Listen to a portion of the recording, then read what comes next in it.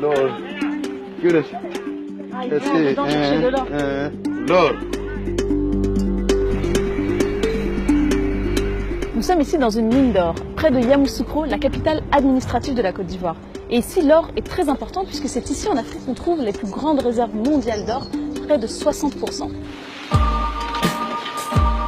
Mais vous vous en doutez, ce n'est qu'une infime partie des ressources que l'on peut trouver sur le continent africain.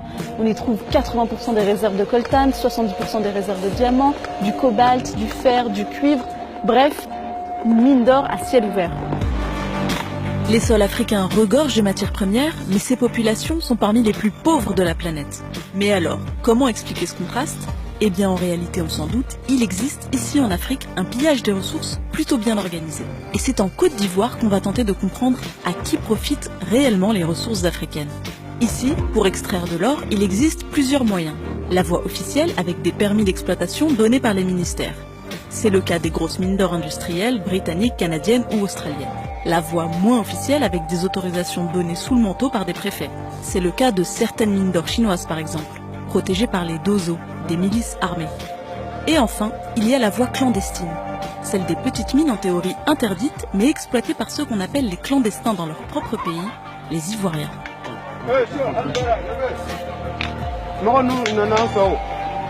Faites sortir mon caladin là, mon caladin. Regardez dedans là, mon caladin là. Envoyez mon caladin là. Il n'y avait pas de matériel à part les... Non, on n'a pas de matériel, c'est le gaz. Tu vois, chacun se débrouille. C'est là quand on vient là, ça, les femmes la prennent, on lave pour les laver encore, pour avoir du quoi à manger. Mais on a beaucoup de difficultés. Tantôt, on nous dit d'arrêter de travailler, le gouvernement nous menace là parce qu'on n'a pas de papiers. Bon, ça nous fatigue un peu dans le travail.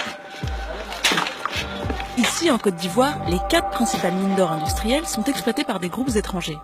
Un groupe britannique, Randgold, un groupe australien, Newcrest Mining, et un groupe canadien, Endeavour Mining. Pour la mine d'or détenue par le groupe britannique, par exemple, 89,7% des recettes de l'exploitation reviennent à Randgold. Seuls 10% reviennent à l'État ivoirien et 0,3% à des investisseurs extérieurs. Possible de lutter contre les entreprises à côté, les Chinois, les Anglais, Bon, on n'a pas su le même chemin parce que ce que nous gagnons, ça n'a rien à voir avec ce qu'eux cherchent. Nous, on cherche en haut et ils vont jusqu'en profondeur. Mais creuser les profondeurs n'est pas sans conséquences. L'exploitation minière détruit les sols et pollue les eaux. Nous quittons la mine d'or pour rencontrer les habitants du village voisin qui subissent depuis plusieurs années un véritable désastre écologique. La mine d'or chinoise rejette ses déchets dans le Bandama, l'un des plus longs fleuves de Côte d'Ivoire. Et aujourd'hui, il est devenu entièrement doré. On n'y trouve presque plus de poissons, ce qui a détruit l'économie locale et le travail des pêcheurs. On est ici à Bossokro, le village voisin de la mine d'or, qui était connu pour être un village de pêcheurs. Malheureusement, les pêcheurs aujourd'hui ne peuvent plus travailler puisque la mine d'or a complètement pollué le lac voisin. On est ici avec Aïssata Koulibaly, qui est l'une des vendeuses du village. Avant, c'était une place connue pour le poisson. Ouais. On gagnait beaucoup ici. On ne fait pas autre métier. On n'a pas de champs. Bon, c'est dans ça là on s'habille. C'est dans ça là on se nourrit. Si on est malade aussi. Le poisson, il est de bonne qualité, même si c'est pollué? C'est de bonne qualité, mais produit là, ça nous fatigue ici. L'eau là même, avant on buvait. Mais maintenant on ne peut pas boire. À cause de l'eau là, les gens refusent nos poissons ici. C'est poissonné. Alors que nous aussi on n'a pas de choix. Les pêcheurs qui peuvent plus pêcher, qu'est-ce qu'ils font maintenant? Ils sont devenus ouvriers pour la mine? Ils essaient de trouver de l'or? Ils sont devenus les clandos. Mais le village de Bossokro est loin d'être un cas isolé. Les riverains des exploitations industrielles sont souvent les premières victimes de l'extraction de ces ressources. Nous prenons la route vers un village de la préfecture de Prikro, à quelques heures de la mine d'or. Et là, on arrive dans le village de Famyankro, qui est juste ici, où on va rencontrer des villageois qui essayent de lutter contre une entreprise belge, une multinationale qui a volé 11 000 de leurs hectares. En 2015, le groupe SIAT, une entreprise belge spécialisée dans l'agro-industrie, s'est implanté sur 11 000 hectares de terre. Selon les villageois, lorsqu'ils ont protesté contre cet accaparement, les manifestants ont été violemment réprimés par la gendarmerie. 2 personnes seraient mortes, 70 auraient été emprisonnées et plusieurs disparus, dont des enfants. Nous allons à la rencontre des villageois et du roi du village, Nanan Akou Moro II. Les villageois ne voulaient pas que l'entreprise s'implante ici. Ils ont un peu essayé de s'opposer, sauf que la répression a été difficile. Est-ce que vous pouvez nous raconter un peu comment ça s'est passé?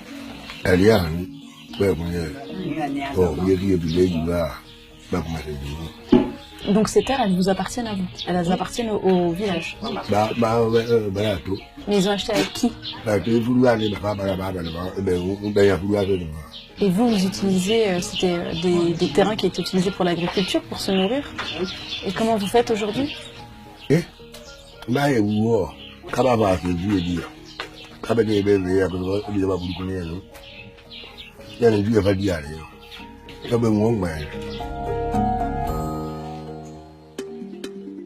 Malgré la violente répression et les risques qu'ils encourent auprès des autorités, les villageois tiennent absolument à médiatiser leur histoire. Pourquoi est-ce que vous êtes contre les VA?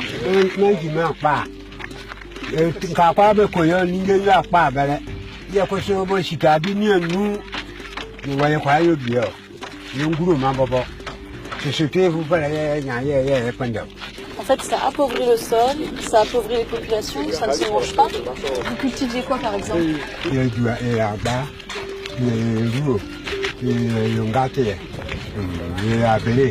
Donc il y avait une économie locale. On avait une économie sociale pour nous-mêmes. Pour ce village, on a fait ça de soi-même. Enfin, on lutte à ce que nous ayons le terrain. C'est toute notre ambition. Ça. Si jamais nous avons le terrain demain ou bien après-demain, on saura ce qu'il faut faire. Vous voulez récupérer votre terrain? C'est l'objectif, c'est qu'on vous rende votre terrain. Tous les villageois que nous avons rencontrés ont insisté sur l'aide que les médias pouvaient leur apporter. Ils savent que c'est aussi l'absence de couverture médiatique qui a permis ces abus. Vous allez nous présenter qui? Celle-là, c'est notre maman. C'est la doyenne? Ouais, c'est la doyenne qui ça. Bonjour. Elle aussi, elle a été en prison. C'est une femme qui est handicapée, totalement handicapée. Elle peut même pas marcher. Bonjour madame. Qu'est-ce qu'ils attendent de vous? Que tout le monde parte? Qu'est-ce qu'ils veulent en faisant tout ça? Que vous leur laissiez toutes les terres et que vous alliez ailleurs? C'est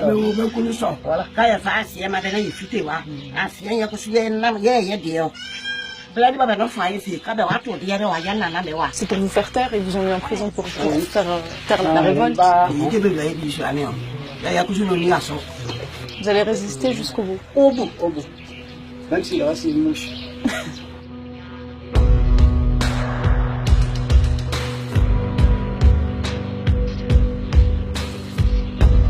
Là, on est avec Anderson Diedry, qui est journaliste ivoirien et qui a beaucoup travaillé sur la question de l'accaparement des terres.